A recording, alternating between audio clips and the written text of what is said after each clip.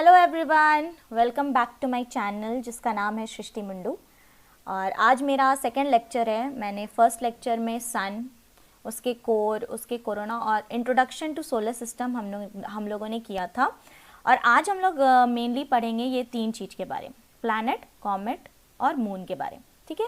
और इस टॉपिक के बाद आपका पूरा पहला जो टॉपिक था जनरल जियोलॉजी, उसका जनरल जियोलॉजी का पहला टॉपिक सोलर सिस्टम ये कंप्लीट हो जाएगा। तो आइए हम लोग आज के टॉपिक को स्टार्ट करते हैं। So the first thing is हम लोग को जानना चाहिए कि प्लैनेट होता क्या है। So planet comes from the Greek word planetes, जिसका मतलब होता है वॉन्डरर्स, जो भटकते रहते हो, है ना, अगर हिंदी में बोल सकते हैं। Any relatively large natural body that revolved in an orbit around the sun or around some other star and that is not radiating energy from internal nuclear fusion reaction। मतलब कोई ऐसा नेचुरल बॉडी, आर्टिफिशियल नहीं, natural body जो किसके around orbit कर रहा हो, सन के, ठीक है। हमारा जैसा सन है वैसी अगर कोई प्लैनेट जिसको बोलते हैं वो कोई और किसी भी सन पे रिवॉल्व कर रहा हो, ठीक है, और उसका कोई अपना एनर्जी नहीं रेडिएट कर रहा हो और अपना न्यूक्लियर फ्यूजन रिएक्शन ना हो। जैसे कि सन में अपना न्यूक्लियर फ्यूजन रिएक्शन हम आप लोग को बताए थे, ठीक है, तो वो नहीं हो रहा हो, उसका कोई न्यूक्लियर फ्यूजन रिएक्शन नहीं हो, ऐसे ऑब्जेक्ट को हम लोग क्या बोलेंगे, ऐसे बॉडी को हम लोग क्या बोलेंगे, प्लैनेट, ठीक है। ये क्लियर हुआ, ये प्लैनेट का ऑल टुगेदर डेफिनेशन है। पर अगर हम लोग सिंपल सेंस में बोले कि एक प्लैनेट, अगर हम लोग किसी बॉडी को एक प्लैनेट बोल रहे हैं तो हम लोग क्या क्राइटेरिया रखेंगे, तो ये तीन क्राइटेरिया होते हैं जिससे हम उसको प्लैनेट बोल सकते हैं। पहला, must orbit the sun, sun के अराउंड ऑर्बिट करना चाहिए। दूसरा, big enough for gravity to squash it into a round ball, मतलब इसके पास इतना ग्रेविटी होना चाहिए ताकि ये अपने आप को एक राउंड बॉल बना सके, स्क्वैश कर सके, राउंड बॉल बना सके, ठीक है।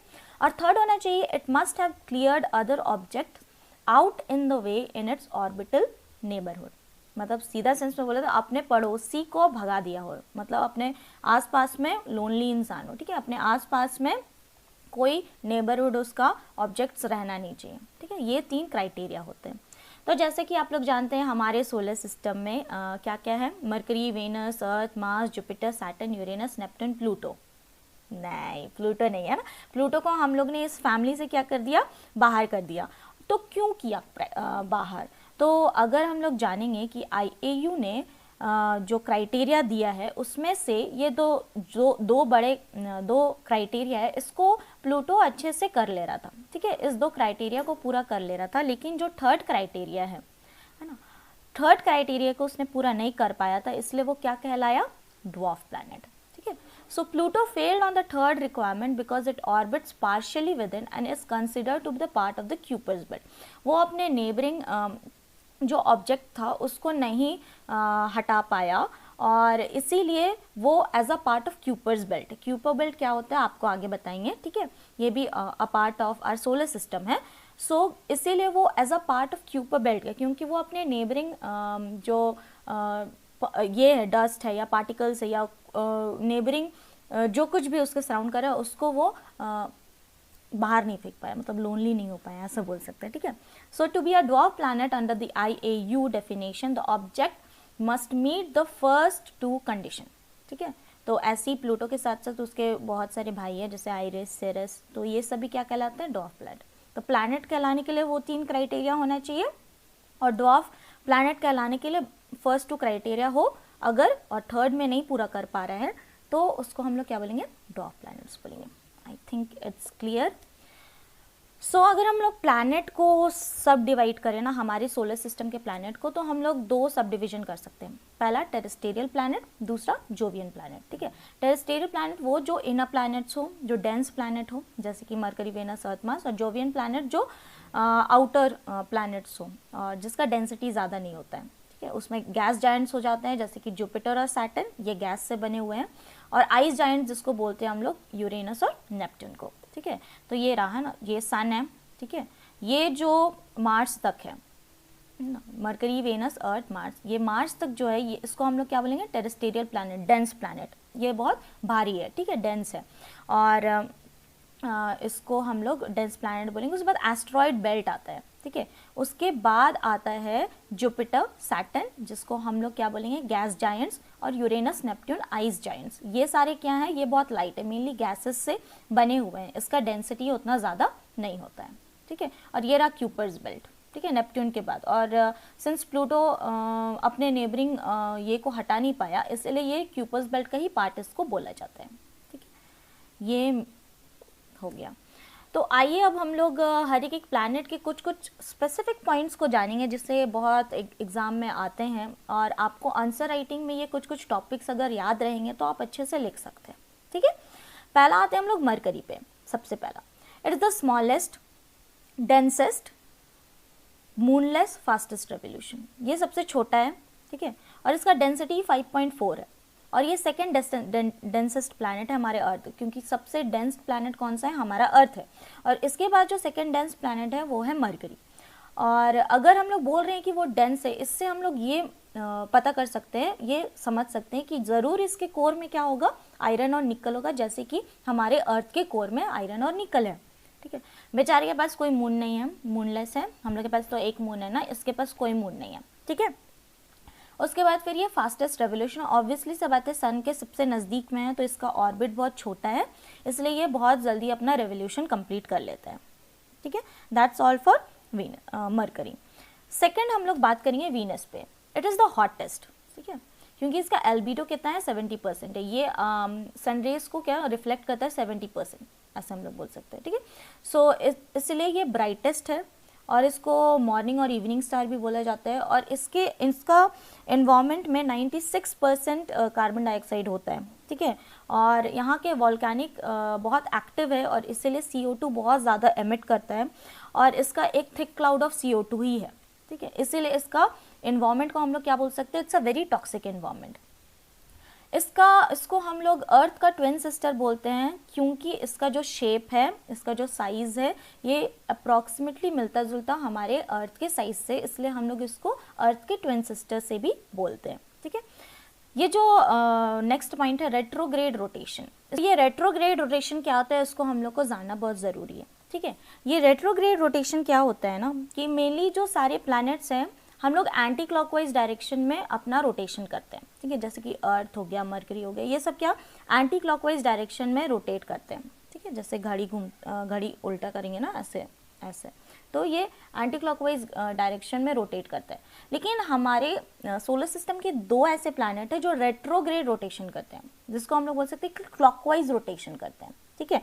क्योंकि इनका जो ऑब्लिक्विटी रहता है, इन जो ऑब्लिक्विटी, जिसको अगर हम मिलानकोविच साइकिल पढ़ा दिए होते तो आप लोगों को अच्छे से समझ में आता, तो आप बस जानिए, कभी ये टॉपिक और पढ़ाएंगे। ऑब्लिक्विटी इसका 90 डिग्री से क्या होता है, ज़्यादा होता है, ठीक है। इसलिए इसका रोटेशन क्या हो रहा है, रेट्रोग्रेड हो रहा है, क्लॉकवाइज रोटेशन हो रहा है, ठीक है। जैसे हम लोग का वेस्ट टू ईस्ट होता है, ये लोग का क्या हो रहा है, ईस्ट टू वेस्ट, ऐसा बोल सकते हैं, ठीक है। और इसका रोटेशन सबसे स्लोवेस्ट है, सारे प्लैनेट्स में इसका रोटेशन सबसे स्लोवेस्ट है। ये एक प्लैनेट है जिसका रेट्रोग्रेड रोटेशन है, और एक प्लैनेट है उसका रेट्रोग्रेड रोटेशन है। तो आप लोग को ये दो प्लैनेट का नाम ज़रूर याद रखना है, क्योंकि अगर आपका क्वेश्चन आया कि ऐसे कौन से प्लैनेट है जो रेट्रोग्रेड रोटेशन करते हैं, तो आपको पता होना चाहिए। एक का पता चल गया, आपको आगे दूसरा का पता चलेगा। नेक्स्ट है ये अपना प्यारा अर्थ, क्योंकि हम लोग इसमें रहते हैं, इसी काम, इसलिए हम इसका फ़ोटो डाल दिया, यहीं पर रहता है, इसलिए ये हम लोग हमारा प्यारा धरती, हमारा प्यारा अर्थ। इसके पास एक मून है, ये डेंसेस्ट है, इसका डेंसिटी 5.5 ग्राम पर cc है। इसके पास अपना एटमॉस्फेयर है, जो कि इसको हार्मफुल रेज और वगैरह सबसे बचाता है, और ये ब्लू प्लैनेट कहलाता है अगर इसका पेट नेम बोलेंगे, क्योंकि इसके पास क्या है, वाटर है, और इसके पास अपना एटमॉस्फेयर है, मैग्नेटिक फील्ड है, ठीक है, ये सब है। नेक्स्ट आते हैं मार्स पे। सो मार्स मेनली के पास दो प्लैनेट है जिसको हम लोग को याद रखना है, फोबोस और डियोमोस। क्यों? क्योंकि डियोमोस पूरे सोलर सिस्टम का सबसे स्मॉलेस्ट सैटेलाइट है, सबसे स्मॉलेस्ट मून है। इसको हम लोग रेड प्लैनेट भी बोलते हैं। क्यों रेड प्लैनेट बोलते हैं? क्योंकि इसका जो आयरन है, इसके अंदर जो आयरन है वो आयरन मिनरल्स जो है मार्शियन सॉइल में वो क्या होता है, ऑक्सीडाइज हो गया है, ठीक है, oxidise, causing the soil and the dusty atmosphere to look like red. ठीक है, यहाँ का जो आयरन है वो ऑक्सीडाइज हो गया है, जिसकी वजह से ये रेड कलर का प्रतीत होता है। ठीक है। इस प्लैनेट के पास भी अपना वोल्केनोज है, कैनियंस है और रिवर बेड्स का कुछ कुछ आप लोग को रिमेनिंग्स दिखेगा, ठीक है। तो क्या पता, इसलिए हम लोग बहुत मार्स में जाने का प्लानिंग मतलब साइंटिस्ट लोग प्लानिंग प्लॉटिंग कर रहे हैं, ठीक है। सो ये लोवेस्ट डेंस टेरेस्टेरियल प्लैनेट है, मतलब टेरेस्टेरियल प्लैनेट जितने हैं उसमें सबसे लोवेस्ट डेंस का ये प्लैनेट है, ठीक है। टेरेस्टेरियल प्लैनेट आपको बता चुके हैं कौन कौन से हैं। नेक्स्ट हम लोग बात करते हैं, इसके बाद हमारा एस्ट्रॉयड बेल्ट आ जाता है, ठीक है। वो एस्ट्रॉयड बेल्ट हो गया, उसके बाद आता है क्या, लाइट प्लैनेट या जोवियन प्लैनेट, जिसमें पहला होता है जुपिटर। जुपिटर का सबसे लार्ज एंगुलर मोमेंटम है, ठीक है, मतलब ये फास्टेस्ट रोटेशन करता है, बहुत जल्दी रोटेट करता है, ठीक है। इसमें इसके एटमॉस्फेयर में हाइड्रोजन और हीलियम पाए जाते हैं और इसके कुछ कुछ सैटेलाइट्स हैं, बहुत सारे सैटेलाइट्स हैं, लेकिन उसमें से कुछ इंपॉर्टेंट नेम्स मैंने लिखा है, यूरोपा, गैनीमीड, कैलिस्टो और लो। ये जो गैनीमीड है इसको आपको याद रखना है, इट्स द लार्जेस्ट सैटेलाइट, ठीक है। ये सबसे बिगेस्ट प्लैनेट है, ये तो पता ही होना चाहिए, सबसे बड़ा हम लोग बना देते हैं ना जुपिटर को छोटे में। नेक्स्ट है सैटर्न, ये सेकेंड लार्जेस्ट है, इसके पास अपना एक रिंग है जो प्रिमोडियल डस्ट और आइस पार्टिकल, अपने रिवोल्यूशन से जो प्रिमोडियल डस्ट और आइस पार्टिकल के वजह से इसका अपना रिंग है। इसका डेंसिटी हम लोग देखेंगे क्या है, 0.687 ग्राम पर सीसी। सोच सकते हैं ना, ये वाटर के डेंसिटी से भी क्या है, कम है। तो ऐसा बोल सकते हैं क्या कि हम लोग इसको वाटर में डालेंगे तो फ्लोट करेगा, है ना, कर सकते हैं, बिकॉज इसका क्या है, डेंसिटी वाटर के डेंसिटी से भी कम है, ठीक है, इतना लाइट है। Now it has the highest polar flattening जिसको बोलते हैं, जैसे हमारा अर्थ है ना, ये गोल सा अगर अर्थ है तो ऊपर और नीचे को ऐसा दबा हुआ है हम लोग, एप्पल ऑरेंज शेप में जिसको बोलते हैं, ठीक है। तो इसका सबसे ज़्यादा पोलर फ्लैटनिंग है, ये ज़्यादा पोलर फ्लैट है, ऊपर और नीचे से थोड़ा पोलर रीजन से फ्लैट है, ठीक है। इसके पास एक सैटेलाइट है जिसको टाइटन बोलते हैं, और ये एकमात्र ऐसा सैटेलाइट है जिसके पास अपना खुद का एटमॉस्फेयर है। क्लैश ऑफ टाइटन्स टाइप है ना, हम लोग जानते हैं क्लैश ऑफ टाइटन, बहुत मूवीज़ वगैरह देखे, एनिमे वगैरह देखे। तो ये जो टाइटन है यही है, इसका अपना ये इकलौता सैटेलाइट है जिसका अपना थिक एटमॉस्फेयर है, ठीक है। इतना तक क्लियर हो गया। नेक्स्ट हम लोग देखेंगे यूरेनस, ठीक है, जो हम आपको बताए कि थे कि रेट्रोग्रेड रोटेशन, पहला किसका बताए थे, वीनस का बताए थे। ये दूसरा प्लैनेट है जिसके पास क्या होता है, रेट्रोग्रेड रोटेशन होता है। अगर रेट्रोग्रेड रोटेशन हो रहा है इसका मतलब हम क्या बोल रहे हैं कि इसका ऑब्लिक्विटी, ठीक है, अपने एक्सिस से, अच्छा हम उसको बता ही देते हैं ऑब्लिक्विटी क्या होता है, ठीक है। ऑब्लिक्विटी क्या होता है, जैसे अगर एक अर्थ है, ठीक है, अर्थ है तो वो उसका एक एक्सिस होता है, वो अपने एक्सिस से कितना झुका हुआ है उसको हम लोग क्या बोलते हैं, ऑब्लिक्विटी बोलते हैं, ठीक है। तो वीनस और यूरेनस का ऑब्लिक्विटी 90 डिग्री से क्या है, ज़्यादा है। जैसे अगर ये 0 डिग्री है, ये 90 डिग्री है, तो 90 डिग्री से भी ज़्यादा इसका ऑब्लिक्विटी है, और इसीलिए इसका क्या रोटेशन हो जा रहा है, रेट्रोग्रेड रोटेशन हो जा रहा है, क्लॉकवाइज रोटेशन हो जा रहा है, ठीक है। ये समझ में आ गया। इसको हम लोग ग्रीन प्लैनेट बोलते हैं, इसका भी अपना रिंग सिस्टम है। नेक्स्ट हम लोग देखेंगे last but not the least, Neptune, ठीक है। इसका एटमॉस्फेयर में हाइड्रोजन है, हीलियम है, मीथेन है, ठीक है। और इसका लार्जेस्ट मून जो है वो है ट्रिटन, ठीक है, ट्राइटन, ओके। नेक्स्ट है कि ये इसको हम लोग कोल्डेस्ट प्लैनेट भी बोलते हैं, और इसका रेवोल्यूशन सबसे स्लोवेस्ट है। ऑब्वियसली मून के बहुत दूर में है ना, बेचारा सबसे लास्ट में है, तो उसको चक्कर लगाने में बहुत टाइम लगता है, ठीक है, इसलिए ये स्लोवेस्ट रेवोल्यूशन है इसका। सो दैट इज़ ऑल, हम लोग सारा जान गए कि सारे प्लैनेट्स के कुछ कुछ पॉइंट्स को जान पा गए कि क्या क्या आता है, ठीक है। जैसे बिगेस्ट प्लैनेट हो गया जुपिटर, बिगेस्ट सैटेलाइट हो गया गैनीमीड, ब्लू प्लैनेट किसको बोलते हैं, आप लोग भी मतलब आंसर कर सकते हैं, ब्लू प्लैनेट किसको बोलते हैं, अर्थ, ठीक है। ग्रीन प्लैनेट किसको बोलते हैं, यूरेनस। कोल्डेस्ट प्लैनेट दिख रहा है, नेपट्यून। Brightest planet Venus. कौन से दो प्लैनेट का रेवोल्यूशन रेट्रोग्रेड होता है, वीनस और यूरेनस, ठीक है। Evening star, morning star, Venus, ठीक है। Farthest planet from the sun, Neptune obviously, slowest revolution. सबसे ज़्यादा fastest revolution in the solar system, Mercury, ठीक है। Hottest planet Venus, densest planet Earth. Densest planet, lowest densest planet in the terrestrial region, Mars, ठीक है। फिर और कैसे questions बन सकते हैं? Red planet, Mars.